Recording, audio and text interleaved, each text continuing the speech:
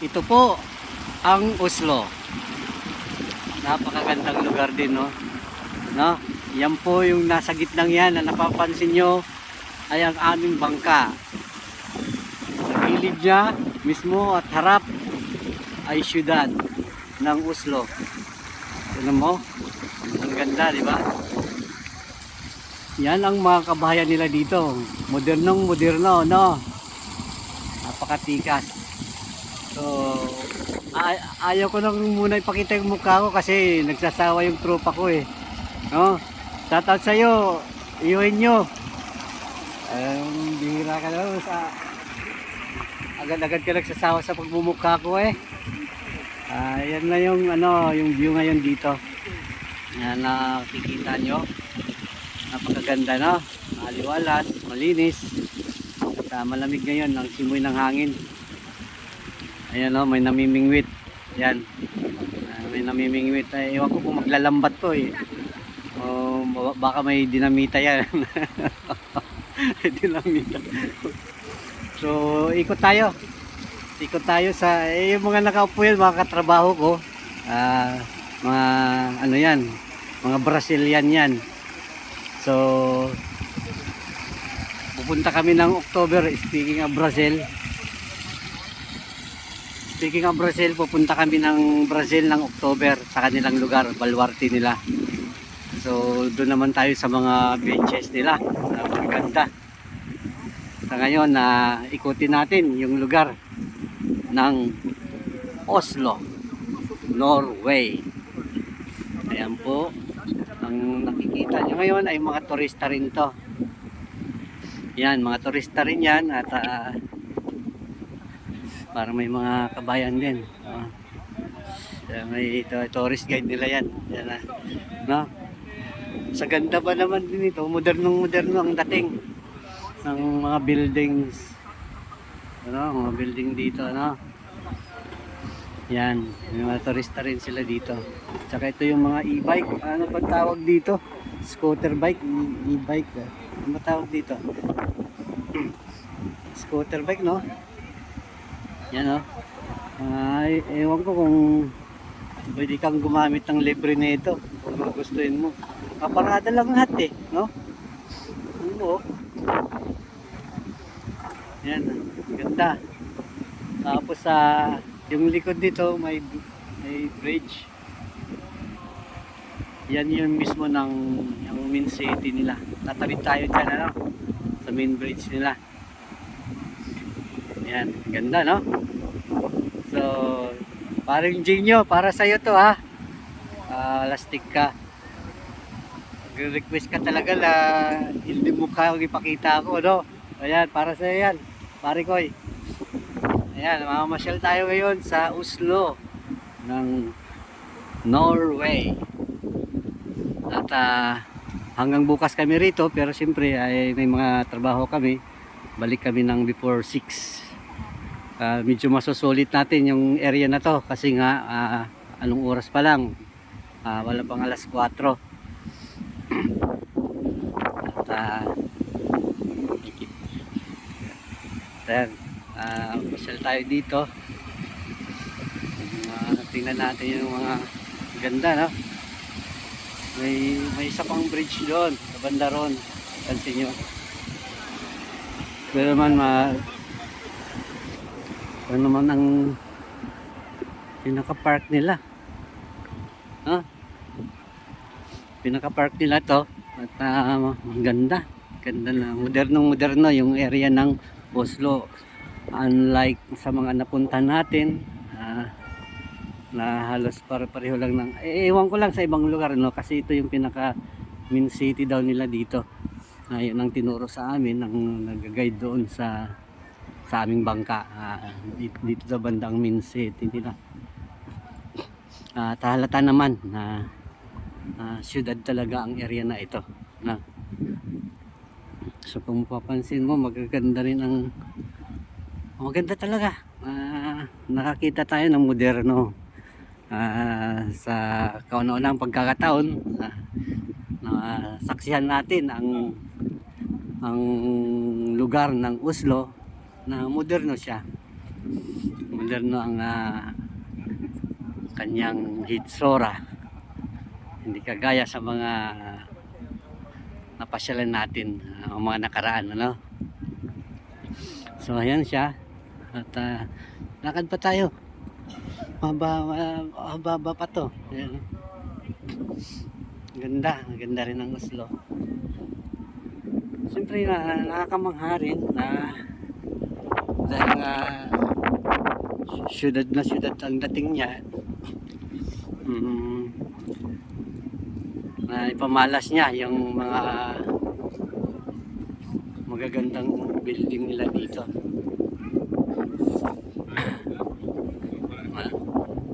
Lakad pa tayo. Lakad lang tayo ng lakad. No? At para naman makita nyo ng tuluyan yung hitsura kung ano yung nakikita ko rin sa harap. Ayan. Ayan si Utol, oh.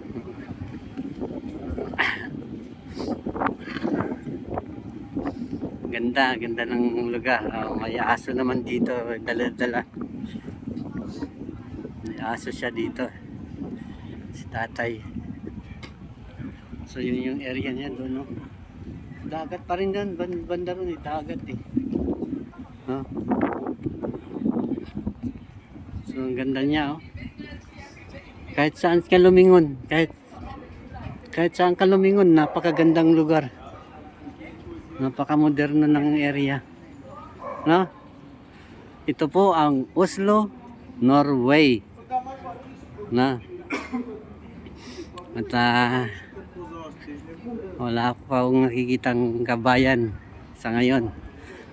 Yung kasama ko kanina, yung kasama ko lagi sila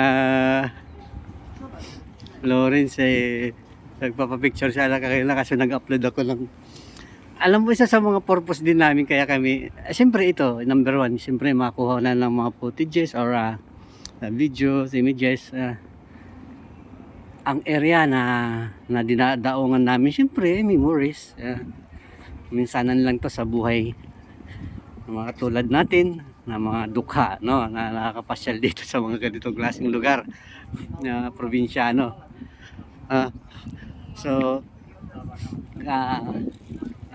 sabi ko nga, grateful ako na natanggap ako dito sa company namin at nakakapasyal ako sa mga area kung saan hindi ko inaasahan, hindi ko mawari. Ano naman to. So pag lumabas tayo doon, try natin. Ang ganda ng mga big bikes. Hindi naman siya big bikes, magaganda lang yung motor. So saan tayo? Akyat nga tayo dito sa taas. Kung anong meron dito. At mapansin natin medyo tahimik yung area na to. Tingnan mo yung building na yan, ano? No? No? Unique din ang pagkakagawa. Ganda. Syudad talaga gala. Yan. Ganda. So saan tayo pupunta? Yan lang, dito tayo. Dito medyo maraming tao eh. Baybayin natin to dito. Makapansin nyo, hindi na ako nag-i-edit, wala nang time. Kung ano yung po yung video na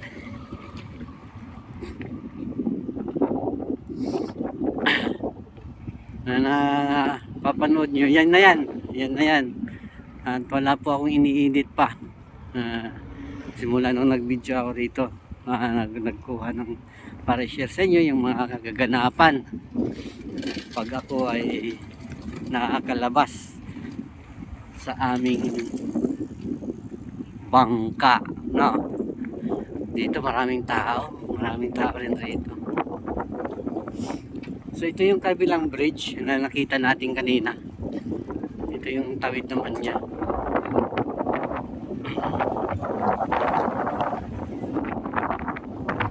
Maganda rin yung lugar.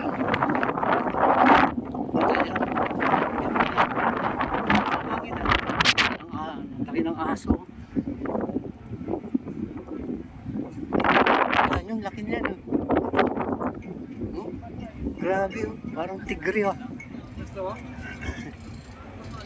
Parang tigre yung aso, laki. Laki ah. Grabe. So ito siguro ay mananakay din.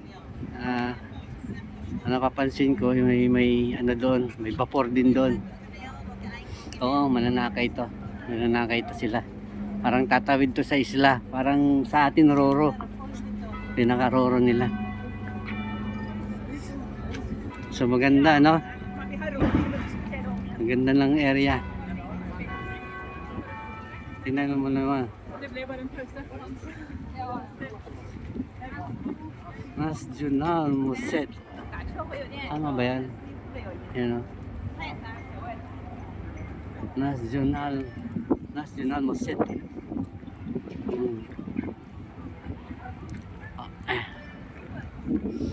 Ang ganda ng ano doon. Kasi lakad pa tayo.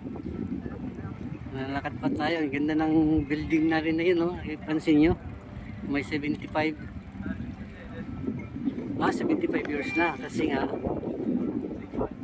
1950. 1950 pa yung building na yan.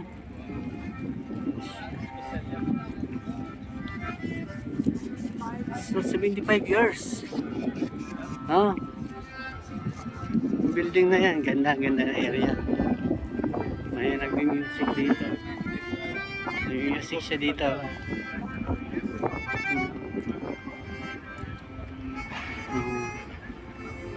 Oo, yung mga roro, pinaka-roro to. Bakit terminal ng mga roro nila?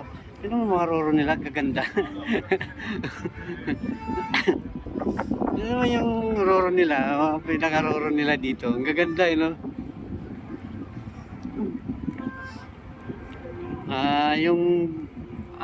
Special yung ano namin, yung bangka namin kasi nandoon nagsusulo.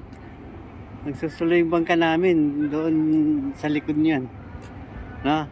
Pero tingnan mo roro nila, no? Napaka-moderno rin. No?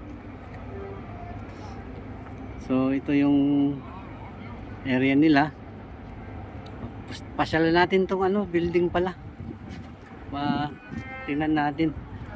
Grabe, nakakamangha talaga oh. Iba yung view doon, iba naman dito. Yung kabilang bridge lang to na dapat tatawiran din sa kabila. So mga turista rin to. Oh. Yan sila. May turismo, mga turismo. So yun, punta natin yung ano, yung matinik na building na yan. May orasan doon sa taas. Parang Maynila na, City of Maynila. City of Maynila yan. Yan. Ganda. Ito naman yung mga katabi niya. Nobel Peace Center. Nobel Peace Center yan. Nobel Peace Center naman. Nakangawit na yung kamay ko. Nakangawit na kamay ko, no? Sa ganda. Sa ganda ng lugar din eh. So, ang ganda ng... Pakita ko muna yung mukha ko na para makita nyo lang yung gusto kong masabi sa inyo ng nakaharap sa inyo. No? Ito yung kagandahan dito sa bago kong trabaho kahit na bugbugan kami rito sa aming ginagawa. Kasi siyempre mga utility kami, kami yung backbone sa kusina, no? Pero pagdating naman dito sa may break kami, no, kagaya nito dadaong, tanggal agad yung pagod mo. Alam yung feeling ko pag siyempre pag magtatrabaho ka, bugbugan doon. Pero pag pauwi ka na, tapos na yung ano mo, tapos alam mo pa daw na yung barko. Sa akin feeling ko, excited na ako, nawawala. Alam mo, yung antok ko, yung pagod ko, biglang bang, yan, nawawala. Dahil excited ako makita yung mga katulad ito na napapansin nyo. Sa mga movie lang natin nakikita to, no? Itong mga ganitong klaseng ano, itong mga klaseng restaurant, no? Yan. Sa mga movies lang natin napapanood, no? Ito ngayon na nasasaksihan ko na. Nasasaksihan ko na yung ganitong klase ng kainan, no? No? Ganda. Nakaparada talaga sila, no? So yun ang ibig kong sabihin na excited akong lumabas. Excited akong lumabas kahit na gusto ko sanang matulog. Hindi pinipilit ko hindi ako pwedeng matulog kasi nga minsan lang to opportunity ko na makagala sa ganitong klaseng mga lugar na never kong pinangarap, alam mo yun, never kong pinangarap or sumagi man lang sa isipan ko na one day makapunta ako sa mga lugar na ganito. Never. Thanks God at nabigyan ako ng chance. Praise the Lord. Amen.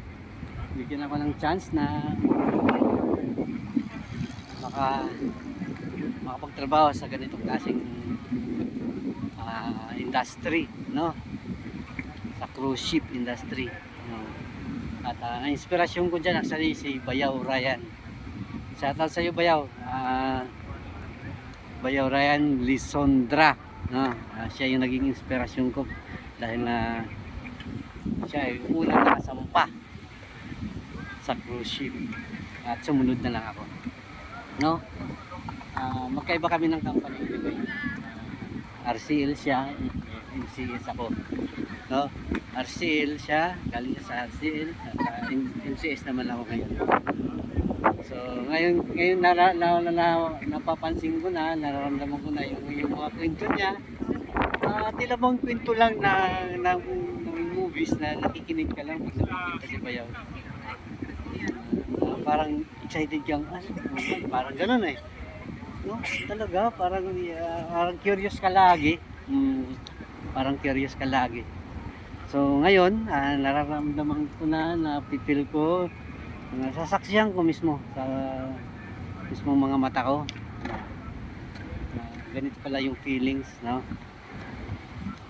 At yun lang gusto ko munang i-share sa inyo at kita-kita ulit tayo sa susunod pa na aking i-vlog at ipapasyal ko kayo sa susunod namin na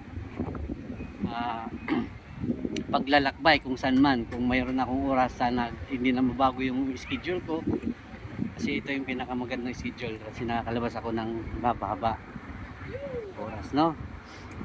So hanggang dito na lang muna at kita-kita tayo sa susunod at abangan nyo ako lagi, okay? Pakishare na lang kung gusto namang i-share din, mas maganda para mas maraming makakapanood at maranasan lang naman din ng mga viewers na tulad nyo na makita ang opportunity ng mga lugar kung saan kami naglalakbay dito sa Julius Journey. Bye bye.